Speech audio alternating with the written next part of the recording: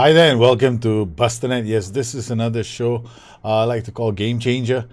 We're here. It's first time for me. I've got Partizan Belgrade. Yes, they are a phenomenal club with a phenomenal history. And, well, we've got the save in, and I've been asked to take a look at it. And, yes, let's just put it this way. This squad is really good. Um, so you've done a very good job of focusing your training and you're developing the players the right way. The challenge with a lot of these clubs is when you're a big fish in a small pond is keeping your players, right? So I've already played 2 games. We beat this club, Radinici, 1923, 5-0, and then I actually played this on commentary mode. Because your team is that good that you can play games at home on commentary mode and still keep on winning. The challenge is actually, how do you get ready for Champions League matches? I noticed that is your big challenge because you go into Champions League matches and you haven't really been performing very well. Now, whenever I have a side like this that is good, in a good side here, there are 2 things you want to focus on, and this becomes very relevant even for FM19.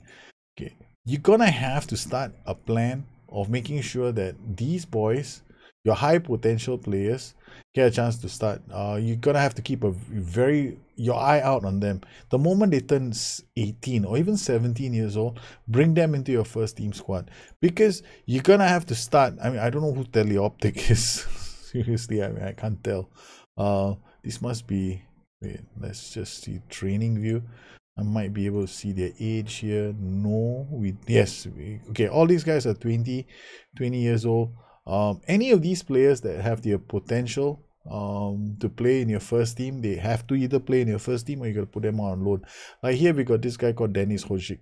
He's a striker, valued at 1.7 million. When you're a big fish in a small pond, you're gonna face one problem, and I've already noticed your squad has got that issue, which is everybody wants your players. Okay? You got Bayern Munich after your players, PSG, Barcelona, Tottenham Hotspur. You can become a very rich club very quickly by developing your youth. So the challenge then becomes, how do you develop your players? So the big secret about these small clubs is actually getting all these players. Like at the moment that you can offer them a professional contract, you do, like you've got this group 1, 2, 3, 4, 5, 6, 7, right up to Dusan here. You've got to offer them professional contracts. You got to start looking at the development and starting to pay attention to them. If you can bring them into your first team squad, that's good. Get rid of players that you can't really use, sell them off, make some money out of them. I don't know, I'm not too familiar with the league, but generally that's what you want to do, so that your main team squad has 2 things going for it. It's got depth. You can rotate, because honestly, nobody is going to challenge you in the Serbian Super League, right? You are just a team unto yourself. I mean, I could literally play the games on commentary mode, and I just went past teams without even thinking. So now the other thing is this: when you get into Champions League, I noticed your training was actually set to high. Now it's okay to do this kind of a training program. All right, balanced. You work it around, but this is very focused on the attributes, right? So you guys, I noticed some of your saves are getting ready for FM19. This is very much like how you might want to approach FM19. You want to have a kind of a focus where you choose one of these, like balance, and then use the others to give you a bit more focus in your training. I had to drop this to average because we are going to be going into a Champions League match. We do not want our players to be very tired. So in a lot of my league games as well, what I was doing, the 2 league games, I started on overload, then I went down to control fluid. So as you can see here, we went on to control fluid so that we don't wear our players out. So that's really important. I also noticed that using both of my tactics here. This is the system I like called Red Faro system. It's move into channel, slows down more. This is a high line of engagement. This guy is going to be running wide with the ball.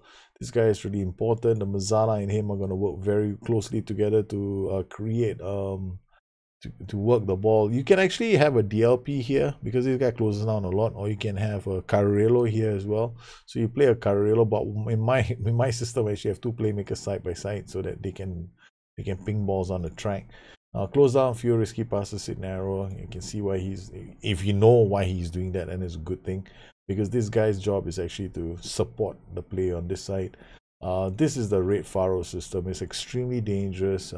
It hopes to control one side of the pitch, unlock the other by scoring goals. And then we've got the 4-3-1-2, the King Samba, which is also one of my systems. Using a defensive forward, I can see why. I know why, because I did it myself. You can using an AP on attack, not too bad. One playmaker, basically you got 3 playmakers here. Also doable. You can do attacking midfielder. Nothing wrong with this tactic actually. Close down dribble, close down more tackle out. This is a medium press. He's taking more risky passes. Okay, slight change to how I play it, but it's still doable. Wing back on attack. All right. They'll tuck inside and they will help you with the midfield transition. Or you got ICBM passes as well on the right flank. He's going to ICBM on the flank. Brilliant. I like this tactic. Yes, it's going to work. It's got lots of potential. A quick pick now. I don't know who's in your team. Let me just go into one of your matches, because I wasn't really paying attention to who I was playing with in the last game. So I assume this is the match we played against this club. Let's see who we had. Oh, okay, this is not the way to do it. Here we go. All right, who did you have here? Djokovic, De La Rosa, Bruncevic, and Francisco Cola. Okay, De La Rosa, Bruncevic. So we're gonna have Bruncevic in the middle. Where's De La Rosa? Where are you? There you go. You're here. We'll put you here. I'm gonna use the same players you've been using. And then on the right side, you had I should really have written this down, but never mind. Because people might say, why don't you just look at that? And I can't. The names all sound the same to me. Francisco Carlos. Okay. All right, Francisco Carlos. So we're gonna go to this, and we got Francisco. Where are you? Okay, you're here. Okay, then you got these guys up top, and then you got your defenders. Okay, now we're just gonna carry on until we just finished the last game. I played it on commentary mode. Went through it. I haven't decided how we're going to play against Juventus, but several things again. Forgot to do this again. You have to do this before the match comes. Okay, tactics. Let's go to tactics. Let's go to your set pieces, your corners. You're using the routines I've created. Okay, this guy has to have good passing, right? So we don't know who he's going to be just yet. And then an attack. This is fine. This is good. All right, now what about your free kicks? Now free kicks are something that I don't see. I mean, even when people do it. Okay, we got one defender. You ideally want to have, this is okay, right? You ideally want to have your best hitters in the box, yeah. So okay, we're gonna pull this guy back. So now I got 2 central defenders up there, right, for the direct free kicks. Now, what about the ones that are deep? These are the ones which are really goal scoring opportunities. Okay, I'm gonna pull this guy back, and I'm gonna pull this guy back. So I'm gonna send both my center backs up. So this is a slight change I would do to the way you're playing. Attack deep. Okay, we got one here. We can pull some of these guys back. This guy I want him to go forward. This guy I want him to go forward. So we've got midfielders back here. I've got these guys, both the central defenders up there. So this is, and then wide, you want to look at it this way as well, left and right. Okay, so we set up, because some of these Champions League matches, they are gonna rest on set pieces. That's basically it. So it's time now to reveal the result of the match between Juventus and Partizan Belgrade. I went into this match using this tactic with the players in the positions that you see. What changes did I make? None. We're still using close down less, because I designed this tactic to operate in a specific way. Low line of engagement with a medium, with a high press, creates a situation where we want to see these 3 guys winning the second ball. If they don't win the second ball, something's wrong with the system, then we need to change it on the fly. However, against Juventus, we didn't have that issue. Second thing that you want to be doing in your tactics is this. You got to make sure that your set pieces are correct. We were playing a game against Juventus, and I needed to drop 4 back for defending whenever we attack corners, because sometimes when you're attacking corners, you gotta be observant. You gotta see what the AI is doing. If you suddenly see the AI playing with 3 players up top, when you are attacking a corner, they got 3 guys waiting to attack you, then you got to make sure that you can defend against that. So we made some small changes here and there. Secondly, defend corner routines. We put some guys on the post. We had some mixture of zonal and man marking. With your defend corner routines, we made some changes. We basically started doing something like this. Bit of mix of zonal and man marking, and that nobody on post. But more importantly, 2 guys up top for us to hit them on the break. So how did the match actually go? Juventus versus Partizan Belgrade. It was all Partizan Belgrade. Juventus. We played on control structured. And then the last 10 minutes of the first half, we went overload structured. We went overload structured for the first 5 minutes of the second half, and then we scored the goal, and then we dropped back to control structure. So it was a use of mentality to make the tweaks. So in terms of highlights, let's go through some of the highlights to explain what I was looking at. So here, as we started the game off, I'm looking more at these 2 guys, making sure that they don't close down too early. Because the whole goal here is to create a spring so that these guys win the second ball.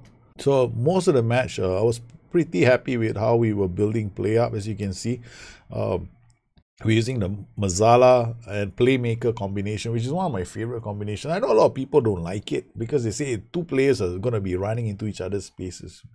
But actually what's going to happen is you're going to create a situation where you got 2 magnets very close to each other, so they're always going to attract the ball. You're going to have a lot of this ball action on the left flank, and you're frequently going to open up the right flank for overloads, you know, where you can drive crosses in. In fact, for this game we had a lot of crossing opportunities that your wing back had, and the only thing that prevented us from scoring 4 more goals in this game was better crosses from your wing back. So Kulic here breaks into the box, poor cross, doesn't get in there.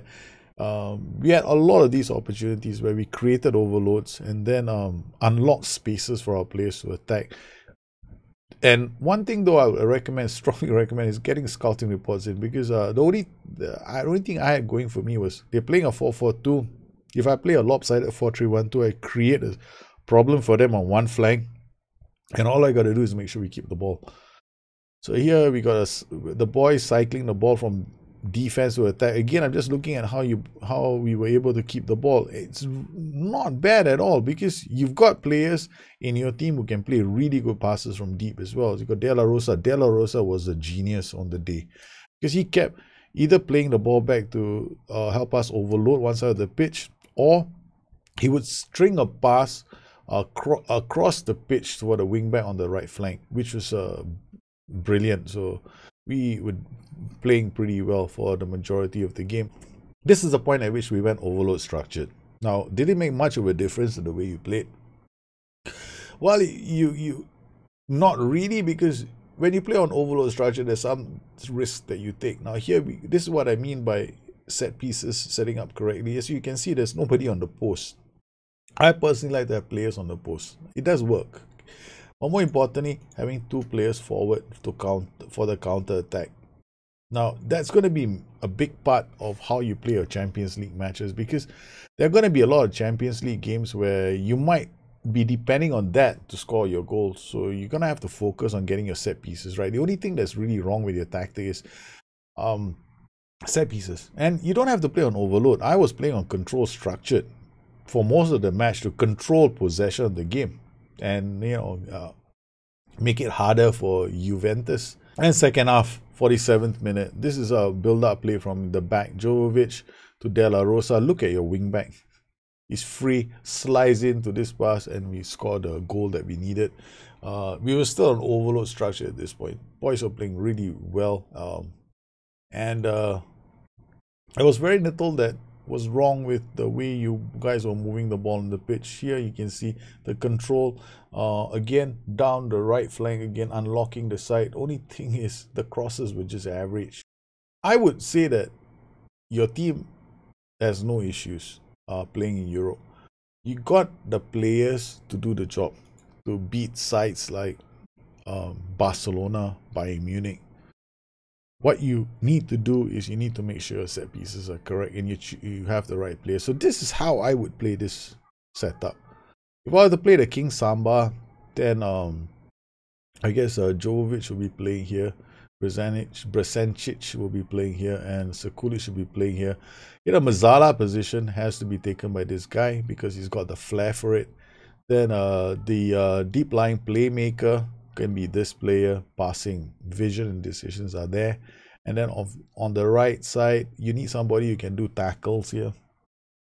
So he's Juan Alberto de la Rosa can play in this position. No real issue. He can also play in the center as well. So this is how I could set up your 4-3-1-2. So you have the players for it. You definitely just have to focus on setting your set pieces up right. That's it. And probably just tweaking how you play with your midfield tree. Then you're off and running. You'll probably win you're probably gonna win a lot more titles, man. So you guys are definitely not gonna lose any games domestically. I think you're gonna be on a permanent winning streak at home. All you gotta do is make sure that you start winning those games in Europe. Well, I hope you enjoyed this edition of Gamechanger. If you have any questions, you guys know where to find me. You can always find me on Twitter, Bustthenet, or addicted2fm.com, my website. Once again, I'd like to thank all my patrons for their continued support of this channel and make these kind of shows possible for the rest of the community. You guys take care. Have a good one. I'll see you again soon. Bye-bye.